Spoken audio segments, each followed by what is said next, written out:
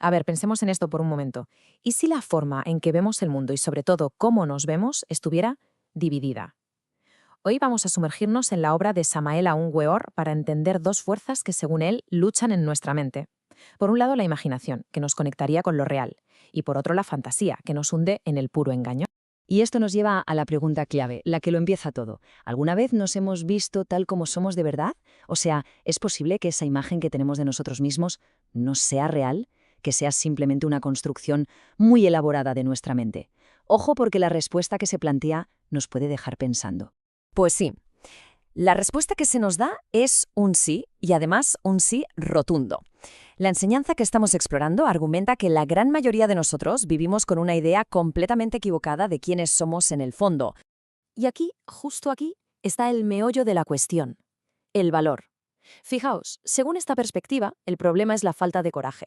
La falta de valor para mirarnos a nosotros mismos en nuestro crudo realismo, como dice el texto.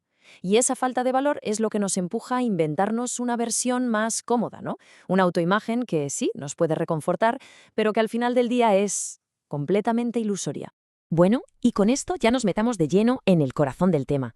Se nos pide que diferenciemos muy bien entre dos facultades que a menudo usamos como si fueran lo mismo, pero que aquí se nos presentan como el agua y el aceite. Son polos opuestos, la imaginación frente a la fantasía. A ver, vamos a mirar esta tabla con calma. Por un lado, a la izquierda, tenemos la imaginación consciente. Pensemos en ella como una lente limpísima, algo translúcido que refleja lo real, sin más. Es una herramienta que dirigimos con nuestra voluntad. Y en el otro extremo, a la derecha, está la fantasía mecánica. Esto sería más bien como un espejo roto, ¿verdad? Se construye con lo que el texto llama desechos de la memoria, o sea, trocitos del pasado que distorsionan el presente y que al final nos hacen vernos de una forma totalmente equivocada. Vale, ¿y qué ocurre cuando esta fantasía mecánica, este espejo roto, es la que manda? Pues según esta obra las consecuencias van mucho, pero mucho más allá de una simple confusión personal. Afectan a la manera en que construimos todo nuestro mundo. Y esto nos lleva a un concepto que es absolutamente central, el yo fantasía. Para que nos entendamos, es como el personaje que interpretamos cada día. Es esa versión de nosotros mismos que proyectamos, que defendemos a capa y espada, pero que según esta enseñanza no es más que una máscara. Una máscara que nos impide ver nuestro verdadero rostro. Pero ojo, que la cosa no se queda solo en el plano individual, ni mucho menos. El autor va un paso más allá y sostiene que esta misma fantasía impregna nuestra memoria colectiva. O sea que eso que llamamos historia podría no ser más que una gran fantasía compartida por todos. Para que veamos hasta qué punto llega esta idea, se nos presenta un ejemplo que es cuanto menos provocador. Se afirma que el emperador Nerón no era para nada esa caricatura que todos tenemos en mente. Al contrario, que era un hombre robusto y hercúleo. Es una afirmación desde luego muy audaz y está diseñada para que nos cuestionemos de raíz si podemos fiarnos de los relatos históricos. Y el argumento sigue por esa línea con otro ejemplo igual de sorprendente: María Antonieta. La obra sostiene que su imagen histórica es básicamente una invención, que la realidad era muy diferente, y la describe como terriblemente casta.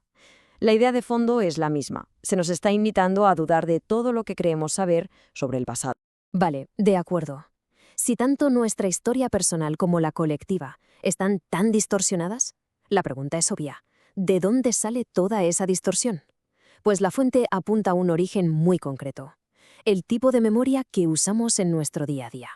Y aquí, de nuevo, nos encontramos con una dualidad. Por un lado está la memoria mecánica, infiel, automática, y que es el motor, el combustible de la fantasía. Y por otro lado, tenemos la memoria del trabajo consciente. Esta es la única que se considera auténtica, una memoria que se construye a propósito, a través de un trabajo interior. Y es precisamente la herramienta que nos permitiría controlar la fantasía. ¿Y cómo funciona esta memoria mecánica en la vida real? A ver, pensemos un poco. ¿Nunca nos ha pasado eso de volver a un sitio de la infancia y darnos cuenta de que era muchísimo más pequeño de lo que recordábamos? ¿O eso de que dos personas recuerden el mismo suceso de maneras completamente opuestas? Pues esos son ejemplos perfectos de cómo nuestra memoria automática, sin que nos demos cuenta, va deformando la realidad. Muy bien, si ya tenemos claro el problema, la fantasía y la memoria mecánica, la siguiente pregunta es: ¿y cuál es la solución? La obra no se queda solo en el diagnóstico, sino que también propone un camino práctico para, digamos, desmantelar toda esta ilusión. Y aquí la tenemos, la estrategia central.